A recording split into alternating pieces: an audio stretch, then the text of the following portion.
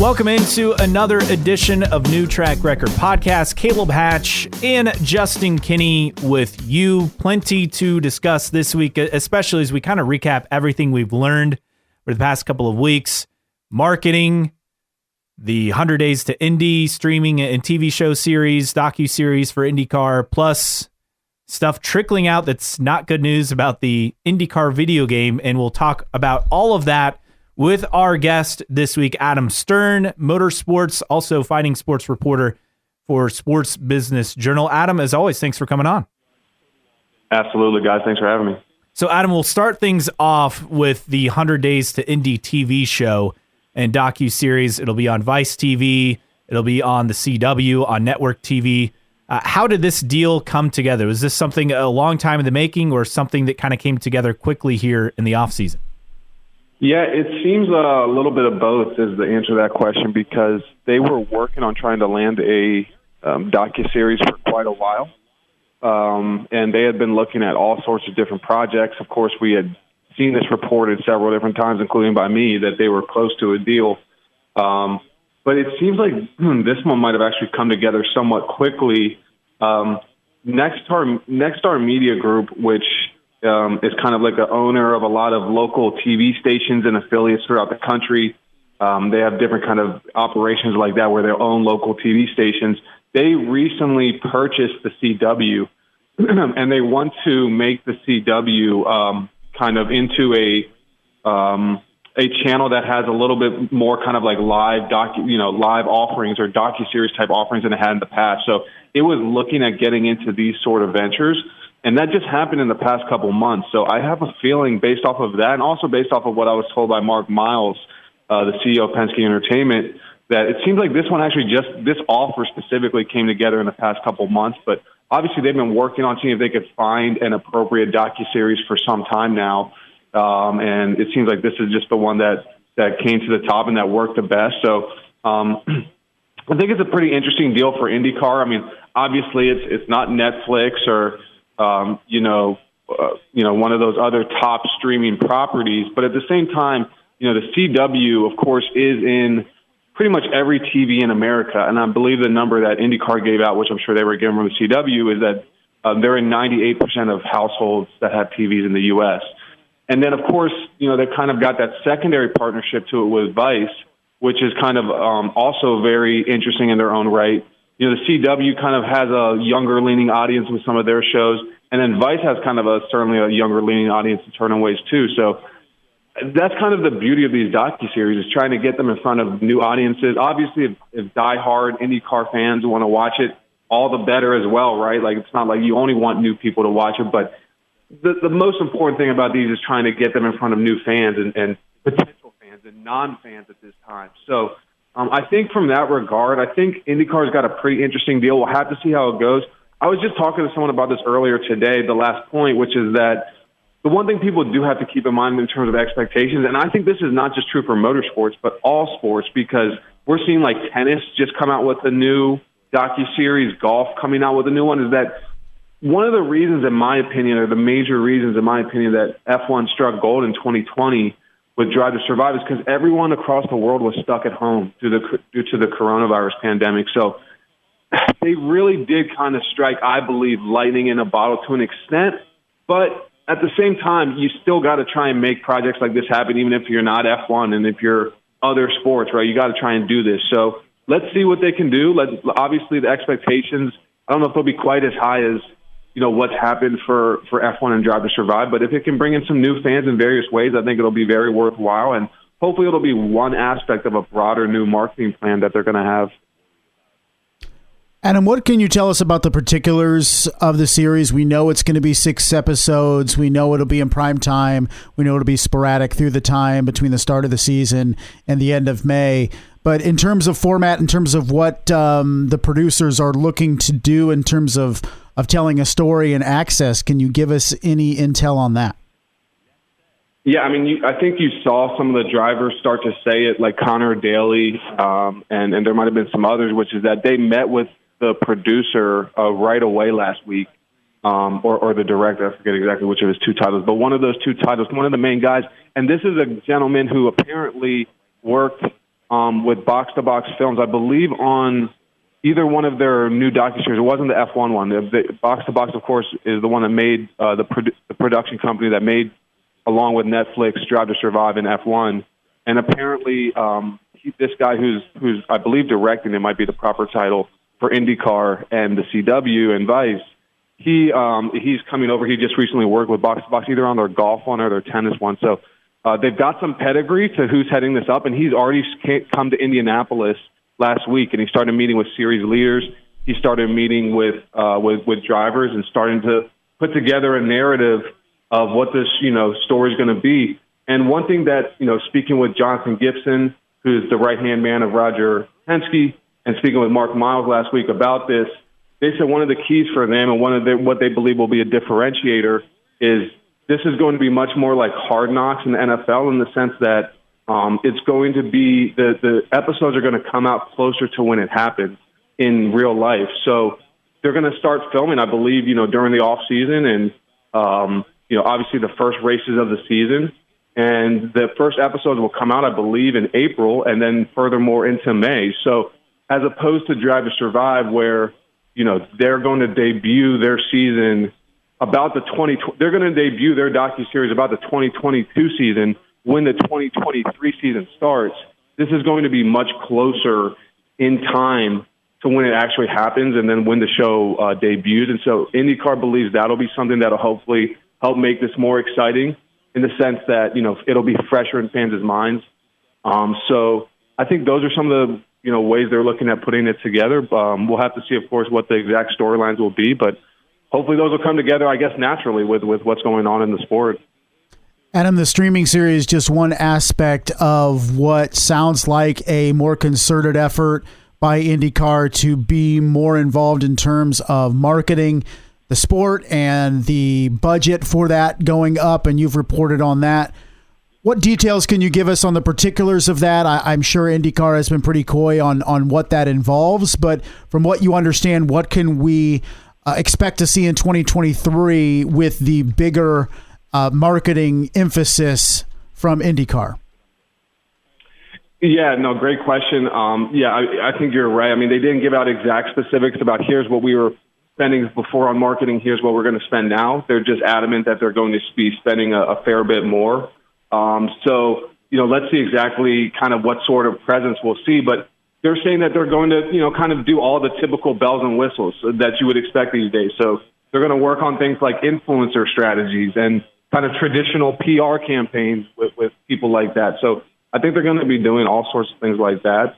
I'm not sure, we'll have to see exactly how it bears itself out, because I think, there's all sorts of options for things for them to do, right? I mean, marketing these days is such a broad term. I mean, you talk about search engine optimization and digital and social media, but then you can even look into some of the things that F1 is doing with, putting on events, that are kind of like show runs. And so there's just all sorts of different things that IndyCar can be doing. And then even as it comes to schedule optimization, kind of tweaking their schedule and kind of going into new markets and doing things there, trying to, obviously there's always kind of been a complaint, I think, in IndyCar to a certain degree, and this predates by far the Roger Penske era, that, there was a little bit of a bubble inside IndyCar, and that, while IndyCar is certainly very big in Indianapolis, it might not be quite as big in a lot of other markets, but because the series is based in Indianapolis, there's a little bit of,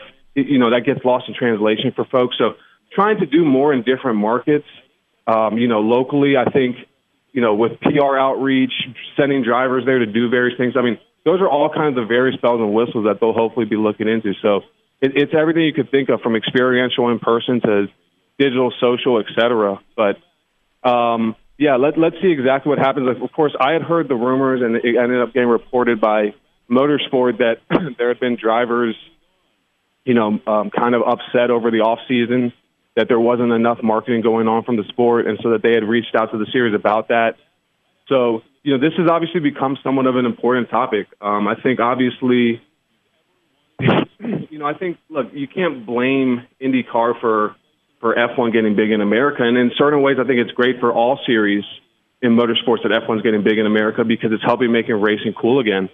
So I think it's really, in certain ways, a great opportunity for IndyCar to try and, draft off that to a little bit and see if you can bring in new fans. So it's a time to be spending more on marketing and trying to bring in those fans. And I think that's why you saw some drivers expressing in recent weeks or months that they wanted to see the series doing more, because it seems like such a great time to bring in new fans of the sport. So, yeah, it seems like obviously more to come on the specifics from IndyCar, but they've committed to spending a lot more, and let's see what it looks like. Adam, I know in your experience, it's one thing to allocate money to a marketing effort. It's another thing to execute it and have the right people in the right places to make it happen and make it successful. So is the important thing here with IndyCar putting money into those avenues, or making sure that the right people are in the right positions to take advantage of the opportunities presented?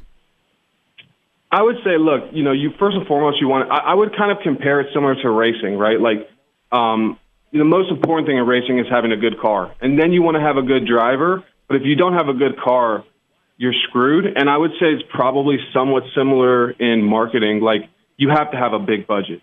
You want to have the right people in place, absolutely 100%. Just like in racing, you want to have the best crew chief and engineers and drivers. It is important. It does play a role. But if you don't have a proper budget, you have one hand, if not two hands, tied behind your back, especially when you have some major competitors coming in and spending a lot of money. I mean, it's not even just F1. I mean, you look at NASCAR there and IMSA. They're doing a lot more these days. Now NASCAR is getting into street races, and they're going and spending $50 million on Chicago. Now, obviously, that's not all marketing. I mean, that's $50 million to set up the entire race and build the racetrack and all that stuff. But, part of that is marketing. And in theory, it's an entire marketing exercise. Like, NASCAR is taking their sport to city centers now to try and bring in new fans. And that's an entire marketing exercise. So that's what I mean when I say, like, it's not just about signage. It's not just, it is somewhat about digital and social, but there's so many other things that they could be doing as well. I mean, you look at how F1 is trying to layer on and build on Drive to Survive. They're not resting on their laurels. They've talked about doing, like, kids animation shows, books. I mean, all these different things. Like, there's so many different things that go into marketing beyond just putting a sign up and stuff like that. I mean, IndyCar's had signs up, but even then you can do some more. I mean, could they do some interesting, fun billboards in different markets that they haven't been doing? So there's all sorts of different stuff that if you have the right budget, and then to your point, you also put in the right people in place, you can do a lot more. So, look, I mean, I think obviously, again, I think it kind of goes back to what I was saying a couple minutes ago about the quote unquote, like, Indianapolis bubble. It's like everyone who works in motorsports, it's tough for us to take ourselves out of our lives. We all know IndyCar and we all follow the races, right? But it's tough to realize that there are non-fans and folks who don't pay attention to the sport every day. And it's about trying to reach out to those folks because, when we look at our social media feeds, we see IndyCar, so it's about realizing that, there's folks that don't see it like that and trying to reach out to those people and doing that on a regular basis, doing that in different markets, in new types of ways. So let's see what they put together. Adam, you mentioned kind of some of the things other series have tried in recent years. And IndyCar tried something this year, and it was a big hit this year at Iowa with the Hy-Vee doubleheader weekend and all the big concerts. However, for next year, IndyCar fans already upset with the big increase in ticket prices as they've signed Ed Sheeran and Carrie Underwood, which costs a lot more money than some of the acts they've had in the past. This is a huge bet by IndyCar to really go after non-IndyCar fans. Is this a case where IndyCar is walking a fine line between having their IndyCar fans interested in trying to attract new fans, or is this just a big bet to get new fans altogether? Look, I mean, I think the proof will be in the pudding. I think it's a great question by you, but the proof is going to be in the pudding. But at the same time, I will say, look, there's a lot of races in the Midwest. I mean, to the point where there's promoters in IndyCar who feel like there's almost too many races in the Midwest because it could start to saturate some of their tickets selling because there's so many different races in that market. So obviously for the race fans who live the closest to Iowa Speedway and in Iowa, they're going to be, of course, the most affected if they can't go to this race because it's become too expensive for them. So I certainly sympathize with that. But, you would hope that if there are race fans in the Midwest who can't go to this race because it's too expensive, hopefully there'll be other races in that area and region of the country for them to go to. There are a good bit of races in that area. So, let's see what happens. Of course, if it ends up being an event where there's a ton, the grandstands are packed and it is a ton of new fans, I think it's going to be hard to criticize the results at that point because, it is, to be fair, of course, the star talent they're bringing in for some of these concerts, is very high. And so you do have to pay those people a lot of money to bring them in. That's just how it works when we talk about an Ed Sheeran, Harry Underwood, et cetera, Zach Brown band. So they've got some very high-level folks. At the same time, of course, it's understandable that when a fan who went to an event in 2022, sees the renewal for 2023 and it's 50 to 100% more or something like that they might get some sticker shock and say, I don't want to go. So I think there's fair points on both sides. And that's why I think, we will have to just see what the results are. And I think it will be very interesting to see. Clearly, if, there's half full grandstands and things like that, and you have a lot of fans saying they couldn't come, and it doesn't seem like, the facility was filled in by non-fans or casual fans, et cetera, to make up for it, then it probably won't be viewed as having been a full success. So I think we'll just have to see how it goes. Clearly, we know there's been some concern from IndyCar fans about the prices, understandably. So this is where we'll say the proof will be in the pudding. If they have a great result with a lot of people there and it brings in new fans to the sport, it is only one event out of the year, so if IndyCar and Hy-Vee, one event a year, do something like this where it's a little bit more tilted towards entertainment and the tickets are very expensive and it turns out being productive and brings in a lot of fans, I think it's hard to argue with the results. If it doesn't do that, then you get to kind of say, okay, maybe this isn't working. And so, I think it's an interesting gamble. I think it's you got to give credit to Hy-Vee and IndyCar, I think, to a certain degree to trying to do something different. And certainly got to give a lot of credit to Hy-Vee for putting up a lot of this money to make this happen. I know the first year, which was this year with the race, I think they were okay with how it went, but I think they probably wish the tickets sold a little bit quicker from what I understood. So even this year, I don't think it's sold out as quickly as they would have liked. I think they comped a fair bit of tickets and, gave away a fair bit of tickets to local, youth groups and things like that. So even this first year, I don't believe it's sold out as quickly as they would have liked and in the manner they would have liked with full, just kind of regular ticket sales. So it'll be interesting, but there's no doubt that the star power they're attracting for next year is huge. So again, I just want to see how it goes, and I think we just have to, they're taking a risk, and therefore we have to see how it goes before we really judge it, I think. Adam, we're set to have a streaming service or a streaming show, or a show over the air at CW in the spring, heading into Indianapolis 500 in the month of May. We're also expecting, at least as of right now, for a video game to come out around April or May. As we sit right now with the issues of motorsport games, how likely is that to come to fruition right now? That's a really good question. I honestly don't know the answer at this point. I've certainly seen, candidly, motorsports games has been having problems for years. Obviously, I think having their whole board of directors resign, right? Or was that what happened? That's kind of a problem. That's sort of next level. I don't know if that might be a little bit of a higher level problem that they've had in recent years, but they have been dealing with all sorts of issues for years. The NASCAR games have never received 100% unanimous acclaim. There's always been critics of them. We know this. In terms of how they played, how they raced, the graphics, the glitches, there's always been criticism of these games under motorsports games. So things have never, candidly, from what I've heard, what I've seen, never really been perfect with them, and there's still been games that came out. So it's something I haven't looked into yet, and so I don't want to make a judgment about whether it's still going to come out or not. If I could certainly see a scenario where it does. Again, they've had problems for years, and games still came out. So obviously, it's not what you want to see. I think their stock price has gone down significantly over the years, and so again, they've had problems across the board. But is it concerning for IndyCar? I'm sure it is, right? Anytime you're dealing with a company that's working on a significant initiative for you and their entire board resigns or whatever, that does signal trouble. So I do think it's a very fair question by you. It's something I should probably be looking more into, and I just don't know the answer at this point.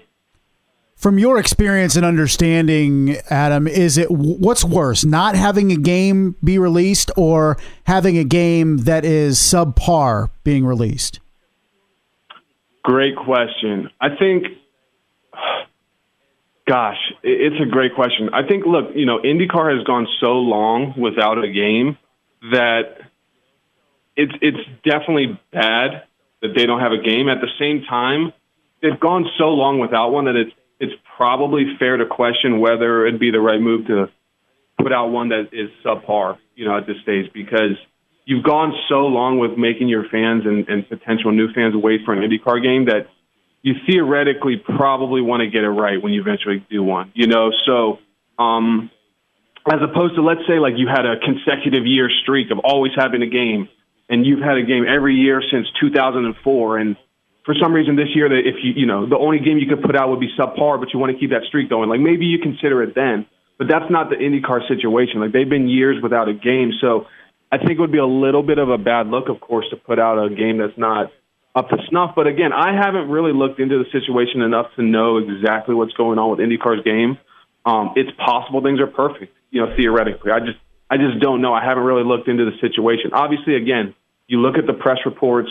It looks concerning on the surface. There's no doubt about that. So let's see what happens. But I do think, obviously, theoretically, you wouldn't want to put out a subpar game if you've gone years without putting out a product, because that's just going to be a bad look right from the start. I mean, within minutes or hours, you would have fans kind of starting to blow up your social media feeds and kind of saturate social media with complaints. I mean, I've seen this happen with the NASCAR game. So that's never fun. And it's kind of it is mildly, you could say, damaging for the brand. I mean, it's a racing series, right? So the most important things happen in real life on the track, but in the virtual world, you still want to get it right.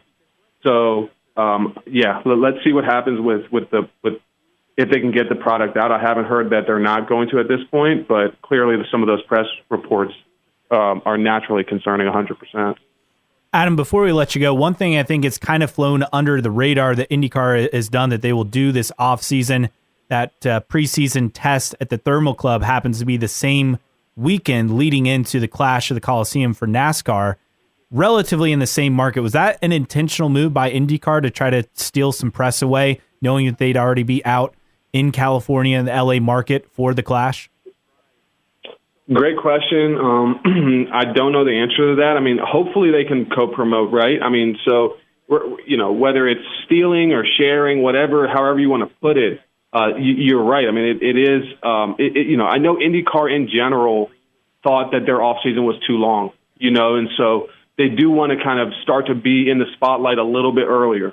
So I mean, I can say that for sure, and this plays into that. So. Of course, NASCAR last year when they first did, or excuse me, I should say this year, this past season, when they first did the Clash, of course, that was playing off the Super Bowl being there.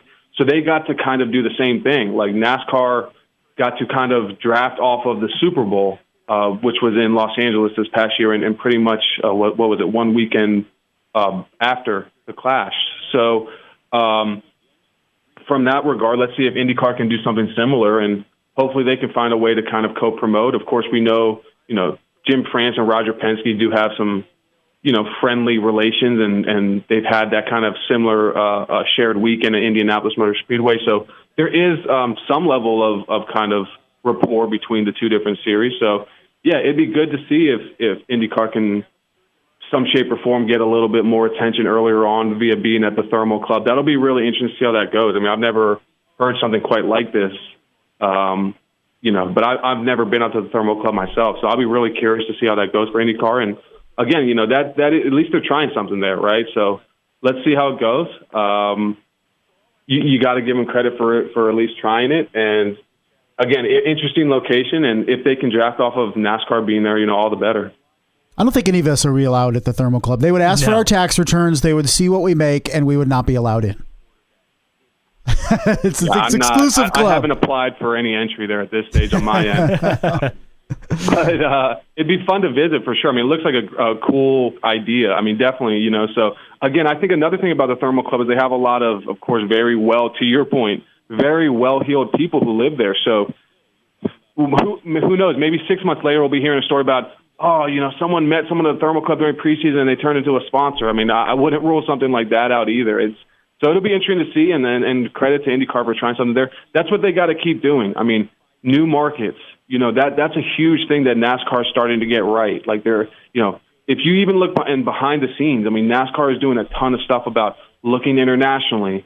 I know, Mark Miles has mentioned to me that he would like to go to Denver, and from what I hear, there's definitely something to that. There's something going on behind the scenes there that they're trying to set up there. So that would be fantastic to go back to Denver, things like that. So give credit to IndyCar for trying something with this preseason Thermal Club, and obviously Detroit downtown.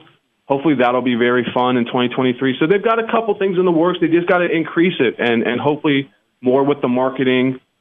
Bringing this docuseries on board, Thermal Club, all these different things, those are good. Let's just do more of those, and hopefully things will get rolling in the right direction. I think the series is in a solid place, but, they do face new competition, and hopefully that can, competition can either make you wilt or it can make you kind of step up and rise to that next level. And I think hopefully for IndyCar, that's what they do, is the latter. Adam, as always, we appreciate the time, and I'm sure we'll talk to you down the line as more business news across motorsports continues to trickle out here this offseason. Appreciate you guys. Great to talk again, and hopefully we'll be talking again soon. Thanks so much. Absolutely. Adam Stern, Sports Business Journal, kind enough to join us. And the key nugget right at the very end. Burying Denver. the lead, Denver. We saw that out there, and we thought, really? Like, is this really? But apparently, as he said, there are some legs to it, and that is fascinating. Well, we've heard, Oklahoma City over the years. We've heard Pittsburgh. We've heard Denver. Always tough to take these seriously unless something quote unquote official comes out. But Adam Stern at least telling us there is some smoke to that. How much smoke? Not sure yet. Is it white smoke to signify the selection of a new pope? Not exactly, but there is some smoke of some kind regards to Denver. Yes, and that would be a big market. I mean, look, yes. NASCAR's not there. An untapped market. It's a growing market. Again, you gotta, your base is the Midwest, and Adam Stern kind of stressed that talking about Iowa. Look, there are a lot of Midwest races, but growing outside the Midwest in California, that is big, and they've done that with some of these events, right? Sure. And with Denver, my brother lives in Greeley, which that area around Colorado Springs, Fort Collins, Greeley is really becoming one kind of big metroplex, really. Greeley is the smallest by far of all three, but they're all very kind of familiar with each other and attached a little bit. And then they all feed into Denver, which is all about an hour and a half away from each of them. And so there is there's a growing market in around the Denver, Fort Collins, Colorado Springs, Greeley area, and IndyCar should strike before anybody else strikes. That's the thing. This is the issue with IndyCar and what they're fighting is when you look at Formula One, NASCAR, and IndyCar, all three of them are looking for new markets, and Formula One, especially in the United States, looking for new markets. They're probably tapped out right now, but NASCAR being very, very aggressive at trying other things in different markets in the United States, and that's what IndyCar is up against. And Denver, look, it's going to have some buzz this fall, at least for college football, with Deion Sanders being the head coach. Yeah, buddy. I don't know things like that could turn things around, make Denver kind of a destination place. It's already, I think, become a key destination place. Look, for sure. I will be flying into there in February for a ski trip, so it's one of those things where, yes, this is the place out west, and IndyCar to get a race there. You'd love to get another race in the Pacific Northwest if you could, and then obviously you'd love to get another race in the Southeast, that region. But again, baby steps, right? And we're seeing some action after a lot of discontent this offseason. I think we're seeing them kind of quell some of the concerns and fears, and we're seeing action taken and not just talk. I think with IndyCar is with the Indianapolis 500, it's a blessing and a curse because it is by far your biggest event. And a lot of the focus goes on the Indianapolis 500 for a good reason. Without the 500, there's no IndyCar series, and that's understandable. But at the same time, and Roger Penske has discussed this and said when he took over is trying to make the series profitable outside of the Indianapolis 500. But I think so much of the focus, the marketing, the efforts to get butts in seats has hinged and focused on the Indianapolis 500 that the rest of the series has suffered. And IndyCar needs to find more of a balance between marketing its sport, marketing its series, and hyping up the Indianapolis 500. Because we all know that once the month of May starts, their promotion and marketing of the 500 is out of this world. They do a great job. Unfortunately, it shows where the sport could be if they put as much effort into the 500 as they did the other 16 races on the schedule. And Adam Stern also pointing out that the glutton of Midwestern races can be detrimental to trying to draw in crowds. And I know people have said over the years it's a Midwestern based series, but at the same time, when the majority of your races are in the Midwest, you start having issues with crowds focusing on just going to one of them. So if I'm in Central Ohio, am I going to go to the Indianapolis 500 or am I going to go to Mid Ohio? Or if I am in Wisconsin, am I going to go to Road America or am I going to go down to Iowa? Probably not both of them. So that's the issue that the IndyCar series has, is maybe too many races in the Midwest. And there's murmurings about Milwaukee coming back. That would just be another one in the Midwest. And I think when you're fighting for eyeballs and butts in seats and watching your races, when you have so many races and events in such a small geographical area in comparison to the size of the United States, then it can really hamper the momentum and hamper the ability to get maximum amount of people going to your events. Yeah, and we don't see kind of everything clustered together anywhere else like we do, like you said, in the Midwest, especially if they were to add Milwaukee plus Road America. I mean, you would hope they'd get rid of the second road course race at Indianapolis. Yes. But you need to start, if you're going to keep up or at least continue the forward momentum, you need to start looking at markets outside of the Midwest. And it sounds like IndyCar is doing that. Whether the tracks or cities are reciprocating in that interest, we're not sure. But at least in the sense of Denver, Adam Stern tipping a little bit that, yeah, there could be some interest there from the city. And speaking of marketing and Iowa and all those things, kind of the other thing to get to this week is just more follow-up on the marketing details. And for one, Marshall Pruitt had an interesting story, racer.com. Mark Miles scoffed at the number of $3 million that's circulated as the sum Penske Entertainment gave former VP of Marketing S.J. Ludke to work with last season. And what does that mean? What is like? Does that mean it was a low number? I would assume. Okay. I just didn't understand why he would be scoffing. I don't know if 3 million is a manageable number for a series or not. I don't know anything about it. Yeah, no idea. I'm used to spending $100 at a time at boosting posts on Facebook for my day job. So $3 million seems like a hell of a lot of money to me for marketing. The other thing in the Racer mailbag, there are some interesting kind of comments when Marshall went forward to talking with Penske. Marshall said, amid being told off by Roger Penske in the Daytona paddock last week, the morning after the 2.4 liter, 2.2 liter engine story and commentary went up, he also said everything I wrote was wrong and everything Salters said was wrong. Salters being with Honda, I believe. Yes, David Salters, HPD president. So we're getting some pushback from some of these things. And obviously Adam Stern had the story on IndyCar playing a big increase in their marketing budget, significant investment in our marketing plans. Those were the words of Mark Miles. But again, we don't know what that means. 50%, 10%, 20%. Yeah. No clue.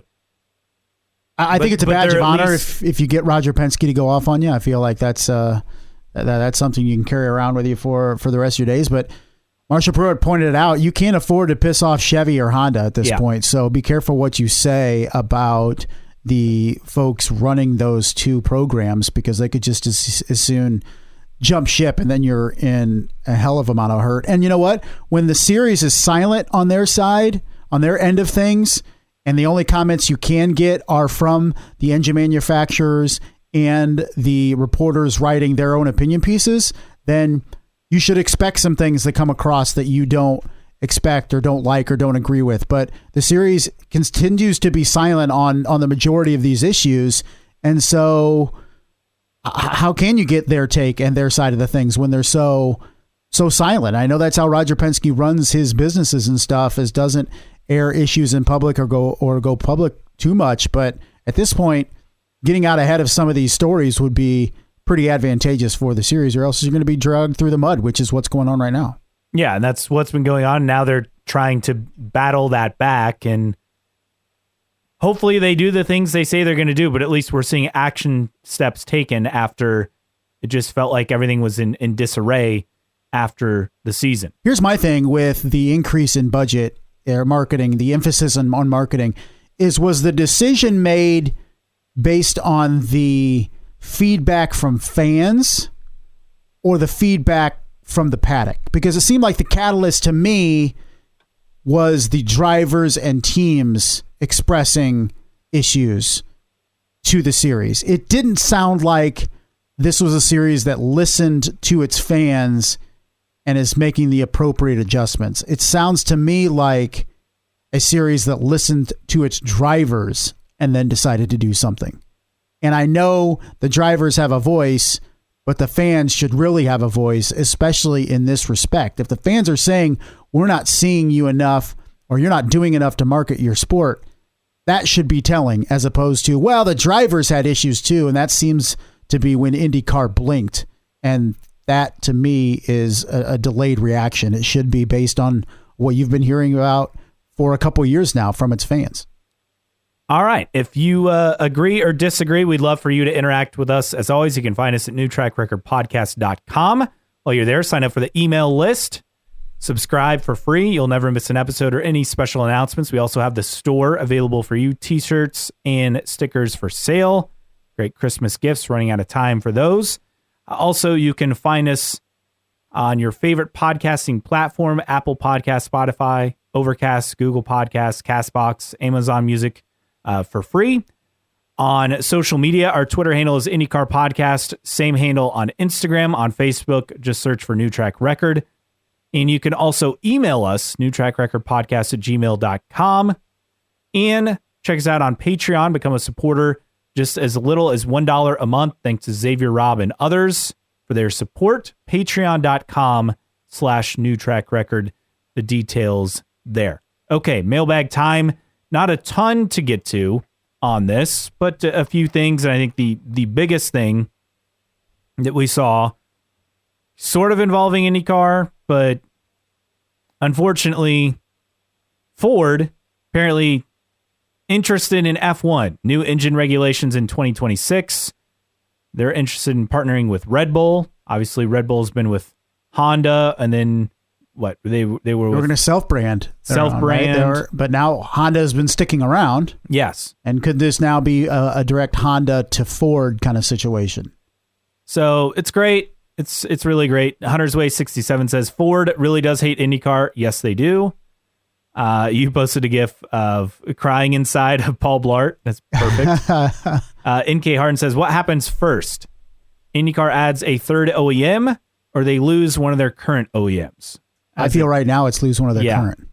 Sadly, I would agree, and that's a terrifying thing. Terrifying to think proposition. Here's something too, and Marshall Pruitt has written about this in a couple different areas the last couple weeks, is opening up the engine formula and the regulations in IndyCar, and not to the point where it's run what you brung type thing, but we're seeing based on the leaders and the V-stack and all this stuff with the supercharger and everything you have to check about 8 or 9 boxes to enter the series. You have to have this, you have to have this, you have to have this, you have to have this, instead of opening it up a little more. And I equate it to, if you were looking for a job at some sort of retail place, and you had to take a job at a place and you had to wear a particular thing. So let's say you had to get taken back to the early 2000s. You had to wear like long jean shorts and a tech vest or something. That was your uniform. And you had to abide by that. If you were going to work here, you had to abide by those rules. Well, it's antiquated. I don't want to do that. I can go work for this business and wear a more current uniform or wear my own clothes or whatever. I'm going to go there as opposed to doing this. So that's what IndyCar is. IndyCar is this seller that you have to come in and follow this antiquated engine formula, this antiquated wardrobe, the equivalent of a tech vest and long jean shorts to work there or to play in the IndyCar sandbox. And IndyCar has found that nobody wants to wear the long jean shorts. Nobody wants to wear the tech vest. Instead, they're going to go work for an organization in which they're wearing more modern wardrobe or their own clothes. And that's effectively what it's coming down to, is these engine manufacturers not interested in following the engine formula that IndyCar is requiring for all of its OEMs, which right now is just 2. It's almost like the people who said, no, screw it, I'm going to work from home, wear sweatpants and a sweatshirt every day. I'm going to follow my rules, and I can go do this somewhere else as opposed to following your rules. And that's what we're seeing with OEMs jumping into sports cars and Formula One and all this. They don't have to follow all those rules. And it's a delicate balancing act, because all of a sudden, if you open it up in IndyCar, then Honda and Chevy can be like, no, wait, we thrust millions of dollars into our program following these rules, and now you don't have to follow these rules. So that's going to be a problem too. But I think IndyCar has to find a way to not be as rigid in its engine formula, because that's one of the main reasons why OEMs aren't interested. In addition to, we talked about it last week about the lack of eyes on the sport, and also the lack of ability to take what you're doing on track and put it on the road. So those are things that are combating IndyCar, and all of it, as we said last week, and I'll continue to hamper on it, all of it is determined by the amount of people watching your sport.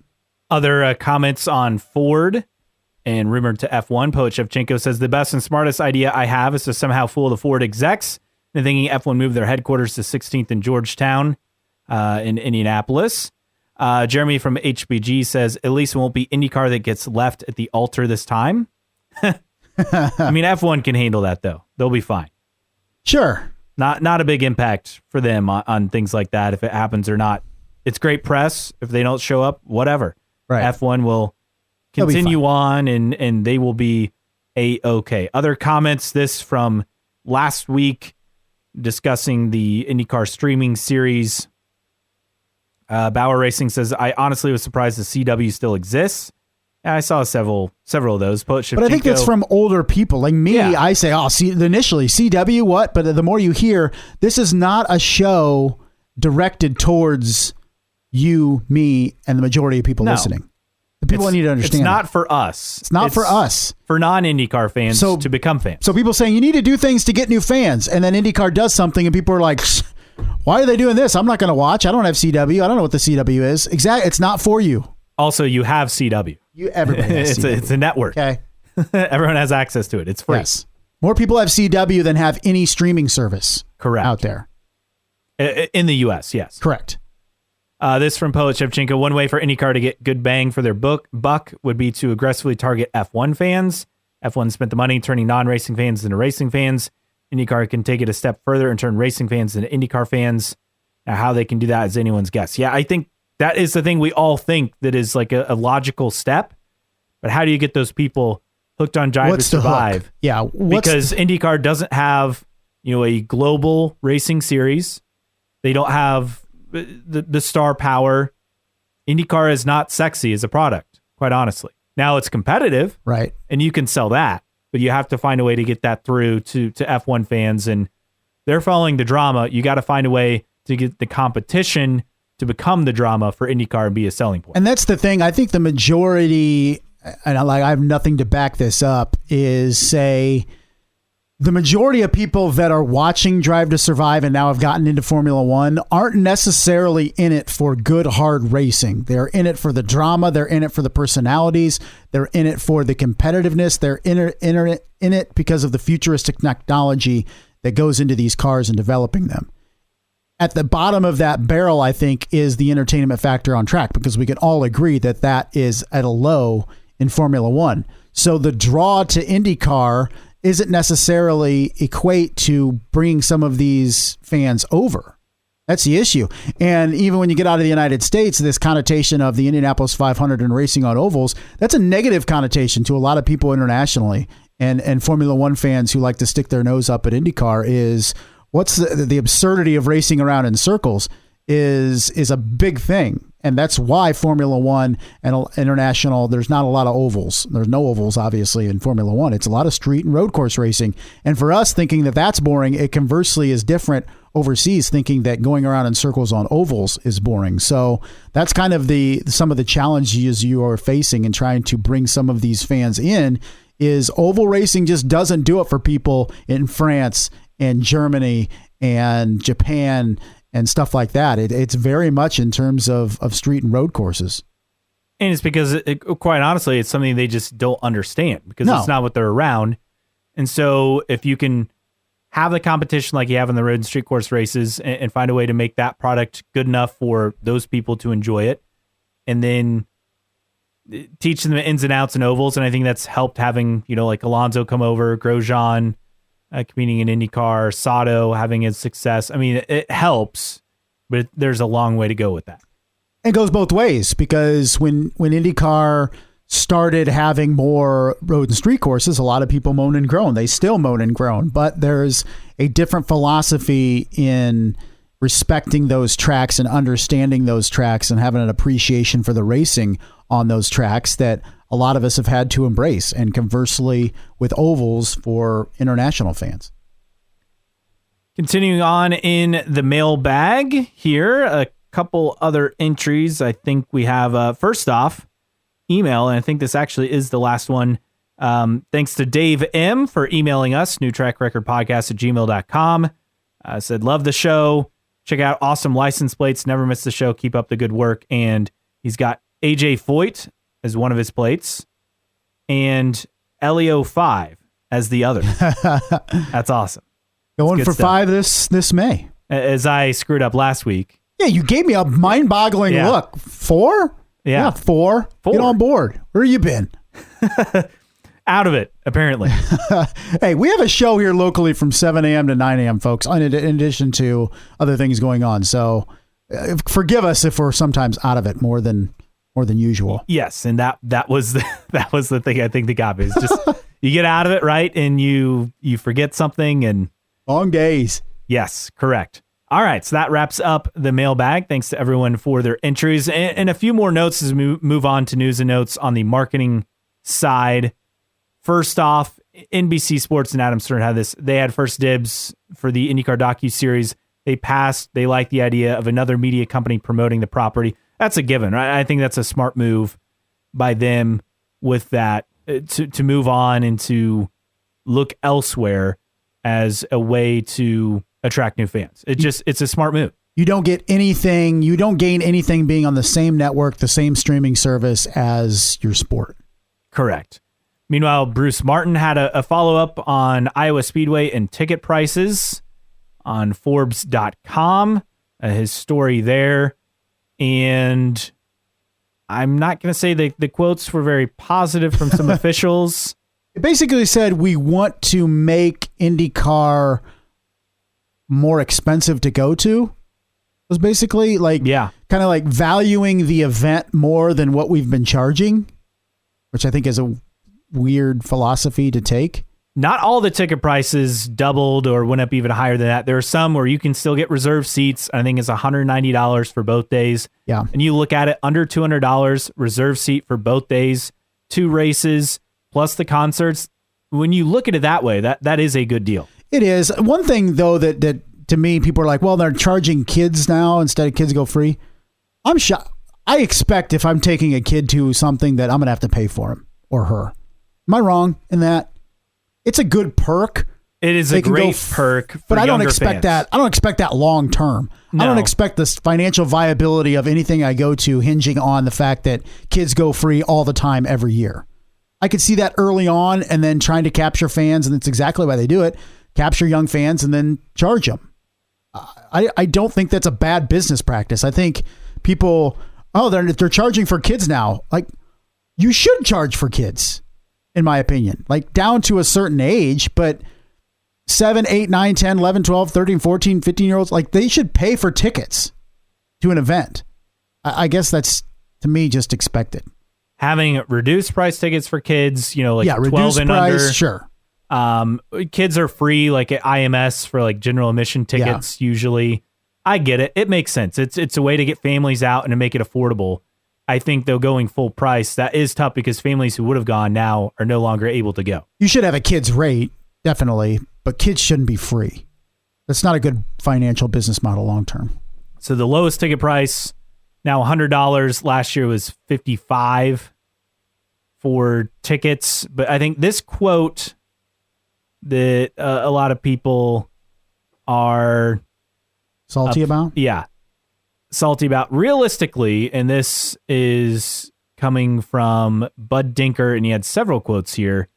First off, saying we got to get the sport built up so that as this kind of following, so that this is not a big shock, that the tickets are going to be over $55. It's all about mindset. I get that to an extent, but you got to continue to provide value. Now, this event has a value, but for races where it's just a race in qualifying and practice, and then maybe like one support race, it's kind of tough to say that has the value. But this quote by Dinker, realistically, I appreciate all the fans that came to Iowa Speedway in July, but I think that you're living in La La Land if you think you're going to bring this kind of entertainment to an event, not have to up the ticket price. I would agree. How much does it take? How much does it cost to go to a Carrie Underwood contest right now, or concert right now? What do you think the lowest ticket is? $60? If that. Ed Sheeran, I don't go to a lot of concerts, so I'm just throwing numbers out there. Concerts are expensive. Concerts expensive. You're getting 4 concerts. My big thing is I don't know the overlap between concert goers, music fans, and IndyCar fans. Yes. That's the thing, is I understand what the concept is. I just don't know if there's a lot of changeover between the two. It's like I mentioned to you earlier this week, it's 2022. If the combination of music and auto racing was that huge, everybody would be doing it. Yes. Right? And we see it from time to time with like a big concert, like at COTA, they were doing a big concert every year. I think they had Muse one year, Justin Timberlake one year. And they had Taylor Swift one year. Yes. It doesn't get bigger than Taylor Swift, right? So I think that was at least trying to give something to people trying to go to, but that was pre F1 explosion in the USA. And they needed that. That was a way to draw people in who wouldn't attend otherwise. And I think that's what their thinking is now at Iowa is, okay, places like COTA did it. Yeah, music has a big part of, let's say, Legends Day and Carb Day at Indy, but that's separate. I don't know if it's a sell. If you took all this idea and placed it to Long Beach, I'm on board. Mm-hmm. If you did the same thing in Nashville, I'm on board. And Nashville does that with concerts. Yes, but you're doing it in Iowa in July.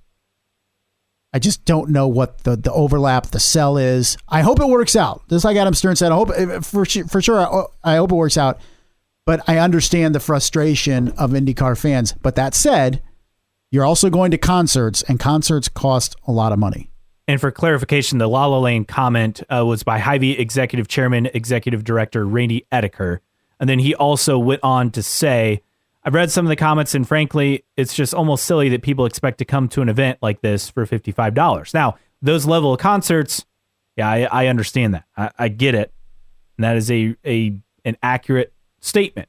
But for IndyCar fans, when you're used to paying between $40 and $60 for tickets at a lot of these events that aren't the Indy 500 or Long Beach or Nashville, which are just going to be more expensive based on the markets they're in and the events that they are, then that is sticker shock. But in their defense, you're not getting to see Ed Sheeran and Carrie Underwood and everybody else. Zach Brown Band, Kenny Chesney. My thing is, I don't know if the normal, quote, casual IndyCar fan is interested in concerts. And that goes back to the fact, and this is a whole other conversation, is the majority of your demographic of fans are higher demographics. So this is an effort to capture the young fan, just like the CW series is trying to capture the young fan. So Iowa, let's say it, is probably not directed at you, me, and many of our listeners that are 30s, 40s, 50s. It is aimed at those people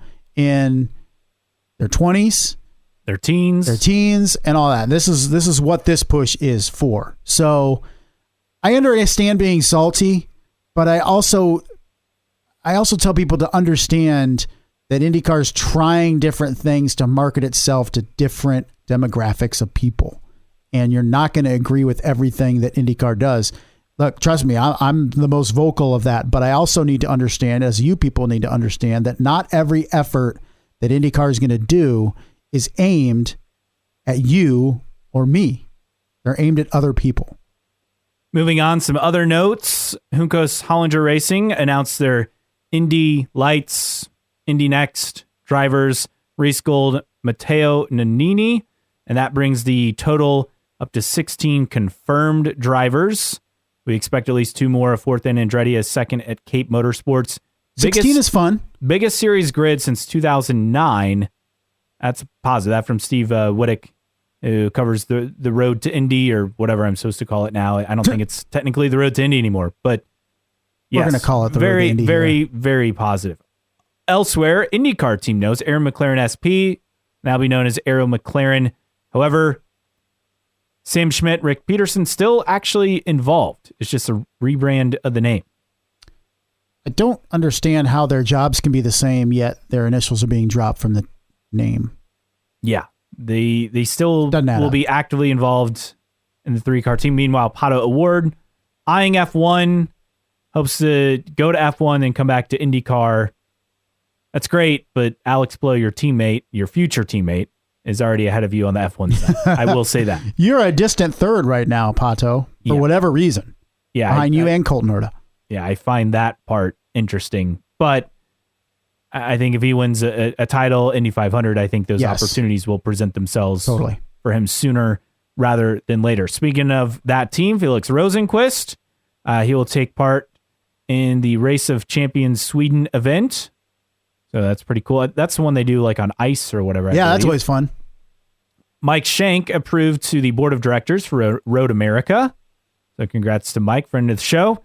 And a couple of race notes. First off, the Battle on the Bricks, the IMSA race for Indianapolis Motor Speedway. It will be sponsored by TireRack.com. We also got news that the Dirt Weekend, the BC 39, is moving dates. It'll be in September 27th to 30th at IMS. So it'll be its own standalone weekend. About time for that. And they'll actually have it on a weekend, not in the middle of the week. So that's a positive as well. And Milwaukee Mile updates. State of Wisconsin Building Commission, they approved $3 million in repairs and improvements for the Milwaukee Mile over the next 7 months. Maybe for a truck series race? Yes. It's coming? That could lead to an IndyCar series race in 2024. We shall see. And one other note to get to, SRX. They are partnering with ESPN Thursday Night Thunder starting July 13th. This is pretty excited.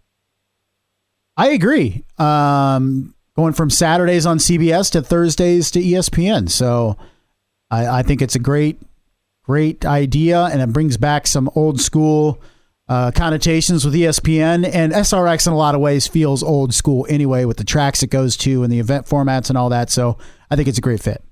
And it's nice having, former or even current IndyCar guys like Tony Kanaan plus Marco Andretti, Ryan Hunter-Reay participating in this series. It's fun to watch. It's a fun time. They don't take things too seriously. Right. I enjoy it being a part of the summer, and it'll be even more enticing being on Thursday nights. Sure. Saturday nights in the summer gets busy. You're doing some things, miss a race, but Thursday nights, yeah, that's doable. So looking forward to it. All right. Maybe do you think the Thursday nights moving it there then would able to get more quote unquote guest drivers from other series, because Saturday night of a race weekend is obviously not happening, but a Thursday night heading into a race weekend, a little bit more doable. I think a lot more doable, and I think a lot better TV ratings as well, because the TV ratings kind of leveled off in year 2. Plus, Elio, Paul Tracy also participating in that series as far as the IndyCar connections. Willie T. Ribbs participated in the first year on the broadcast team year 2. I did not see anything about the broadcast team for it, if that will change, probably, but we shall see. Very fun series, and looking forward to it being Thursday Night Thunder. All right, time now for our random split air driver of the week. I forgot. I lost him. Let me look. We're going to 2000 and kart and Norberto Fontana. Okay, I only know this name because I think we talked about him recently. We have talked about him before, but he's a dude that just continues to he was a Sauber driver, wasn't he? or at least Sauber Reserve. I think he made 4 starts. And the reason why I bring him up, nationality, Argentina. So we know that IndyCar is maybe looking into an Argentinian race of some sort. And here we are, Norberto Fontana from Argentina, was in 4 Formula One Grands Prix, but appeared in IndyCar in the year 2000. And did 10 races in IndyCar? Did the first 10 of the season for Della Penna Motorsports. Della Penna is just fun to say, too. They were with their Atlantics for a long time, and then IndyCar and kart. And 2000, I think, was their last year. Best finish of 11th at Cleveland. So he ran Miami, Long Beach, Rio, when they were in Brazil, Motegi, Nazareth, Milwaukee, Detroit, Portland, Cleveland, and Toronto. And his top finish, would you say, was 14th? Or no, 11th at Cleveland. 11th at Cleveland, had a 14th at Detroit. So in familiar territory on airport circuits, we'll just say that. But raced in Formula Nippon over in Japan, and did that after his Formula One career, raced at Suzuka and Sendai and Motegi, did some touring cars as well in the mid to late 2000s, but just that one and done season in 2000 in kart with Della Penna. And that came 3 years after his 4 race appearance for Sauber in Formula One. Had a couple of 9th place finishes at Silverstone and in Germany at the where'd they race that one? At Hockenheim. Missed that track. Yes. It's fitting you pick an Argentinian driver, not just for IndyCar, but obviously Argentina playing in the World Cup final. Yeah, as we record this, we don't know the results because we're recording Thursday morning, December 15th here in the States. But I think it's coming up Sunday is the final. Yes. I would love to say that was part of my idea, but I would be lying. I thought it was. I just assumed. Still just 47 years old, Norberto Fontana. So maybe if IndyCar does return to Argentina, Norberto Fontana would be recognized in some capacity at that event. But a guy that was one and done in terms of a season, the year 2000 with Della Penna Motorsport, Mr. Norberto Fontana, this week's Random Split Era Driver of the Week. Thanks to Adam Stern for joining us. For Justin Kinney, I'm Caleb Hatch. We'll be back next week, the last episode of 2022. Before we take a break over the holidays and then return for 2023. And all the news that will entail is, at that point, will be a month away from the open test. So, hey, can't wait. It's closer around the corner than you think. Yes. But not close enough. Not close enough. We'll be back next week with more IndyCar news, notes, and rumors here on New Track Record Podcast.